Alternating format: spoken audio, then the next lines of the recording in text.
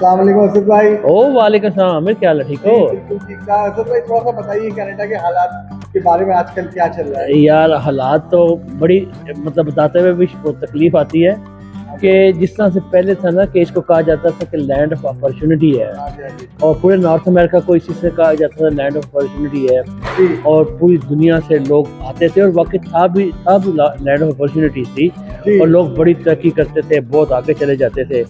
और ये कंट्रीज ऐसी थी कि इन नॉर्थ अमेरिका में ओबामा जैसे लोग और दूसरे तीसरे जैसे लोग हाँ जी, हाँ किस तरह गुर्बत से निकले और कहाँ से कहाँ कर दो दफ़ा ये अमेरिका के प्रेसिडेंट बने। जी। तो इनमें ये होता था, लेकिन अब जो था कनाडा का ख़ास तौर पे इस तरह से हुआ है कि जैसे पिछली गवर्नमेंट ने कि मेस्ड अप कर दिया सारे सिस्टम को, बेड़ा गर्क कर दिया सारे सिस्टम का। अब मैं उस कंट्री का नाम तो नहीं ले सकता कि जहाँ से लोग आए।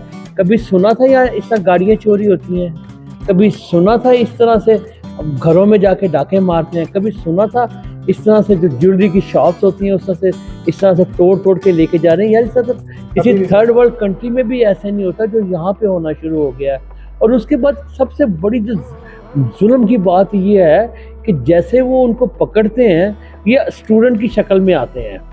ये एज ए स्टूडेंट आए हैं, जिस कंट्री से आए हैं सबको पता है। अब ब्रैम्पटन का जो हाल है उस जगह पे भरा पड़ा उन लोगों से, और एवरी डे कुछ ना कुछ हो रहा है। यानी कि अभी कल कॉस्को में कितना बड़ा उन्होंने जनाब ज्वेलरी शॉप को कॉस्को के अंदर जाके दिन दिहाड़े और तोड़ के तो जेवर निकाला उसके अंदर से। यार ये कोई जुल्म नहीं तो और क्या है। अब ज्वेलरी शॉप पे आपको पता क्या हो गया है, उन्होंने दो फेंस लगाए हुए हैं। पहले अंदर बंदा आता है और उसको फिर देखते हैं, उसके बाद फिर दूसरा खुलता है। यानी कि एकदम आदमी अगर वो चोरी भी करे तो भाग नहीं सकता। यार ये कनाडा में ऐसे होता था। अब हुआ क्या, जब इतना स्टूडेंट, यार हम लोग भी बिजनेस करते हैं, आपको पता है कि ऐसा इतना अंदर इतनी बुरी चीज़ें हो गई कि मैं बता नहीं सकता। यानी कि आप सीधा काम करते थे, इन लोगों ने आके पहले स्टूडेंट की शक्ल में आए, फिर का PR हो गया, और उन्होंने पूरी तबाही मचा दी यार पूरे कनाडा की। और जिम्मेदारी 101% लिबरल पे आती है।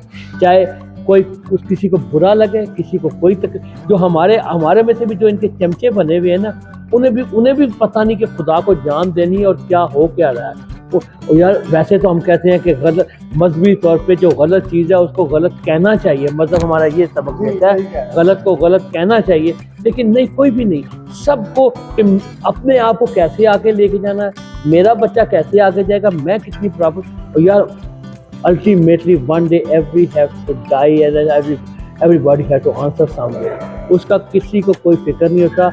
बस जो वक्त गुजरा, कहते हैं सारी ज़िंदगी से किसी ने 100 साल तक 1 लाख साल तक जिंदा रहना, उसने जाना ही नहीं है। यार कनाडा कितना पीसफुल। अब यार यकीन करो ये हालत है, गाड़ी खड़ी करके ना खुदा की कसम ऐसे होता है कि पता नहीं मिलेगी कि नहीं मिलेगी। ये बिल्कुल ऐसे इतने वाक़यात हो चुके हैं मिसिसागा में, ब्रैम्पटन में और पूरे कनाडा में। वो गन दे के तो गाड़ी लेके जा रहे हैं, लोग गैस दिलवा रहे हैं तो डर रहे हैं कि यार किसी पीछे से आके कोई गन उठा के गाड़ी ना ले जाए। यार ये, और पुलिस वालों की क्या बात है इनकी यार। और अच्छा, जिसको पकड़ते हैं दूसरे दिन उसकी बेल हो जाती है। अंदाज़ा करो यार ये क्या सिस्टम चल रहा है और क्या कुछ हो रहा है।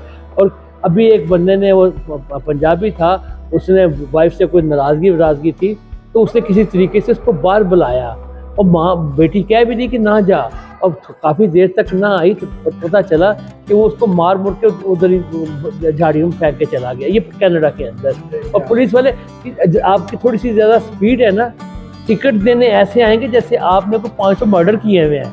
टिकट देने ऐसे आ जाएगा, ऐसे पैंट फुट सीधी करते हुए ऐसे, या वो जो एक आर्टिफिशियल एक्टिंग है वो करेगा।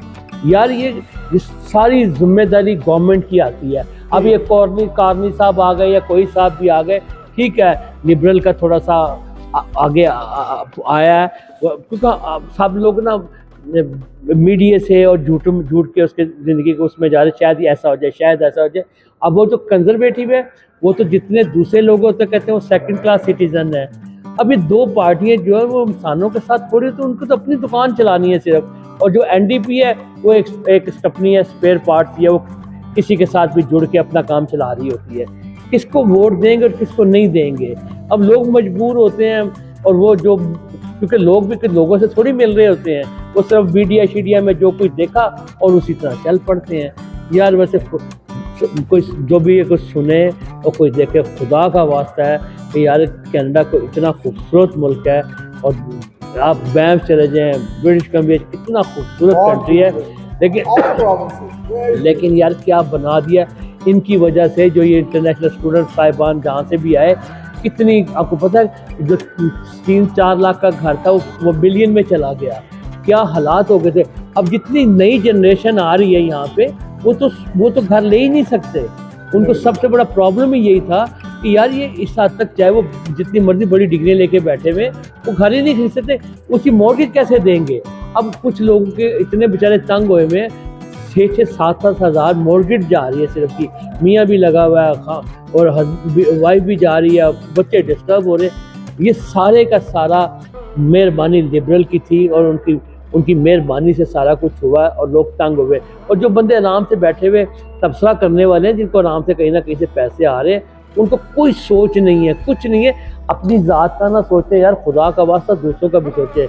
और अल्लाह का वास्ता कनाडा को सुकून में रहने दे, और कनाडा को और जो कुछ किया। अब ये जो कहते हैं ना, एक दरख्त होता है, पता नहीं इसका मुझे याद नाम नहीं आ रहा, वो बूटी से कोई होती है, साथ लग जाए ना, और जब तक दरख्त को पूछना जला ना दे वो जाती नहीं। अब ये इतने फैल गए हैं ना, हम तो जंगल में भी जाके देखा, हमने कहा शायद इधर कोई नजर नहीं आएंगे, देखा तो वहाँ भी 4 बैठे हुए यार। पूरे कनाडा में हर जगह पे ये हालत है। और जो कनाडा में सर्विस होती थी, जीरो। बारह अल्लाह बेहतर करे यार, क्या कह सकते हैं भाई। जब हमें सीधी बात करनी होती, मुझे किसी ने कुछ लेना नहीं देना नहीं, मुझे किसी की परवाह नहीं है, जो हकीकत है वो मैं ये कह रहा हूँ। बिल्कुल सही कह रहे हैं भाई, thank you so much for your time. Thank you. फिर नेक्स्ट रील के साथ इंशाअल्लाह।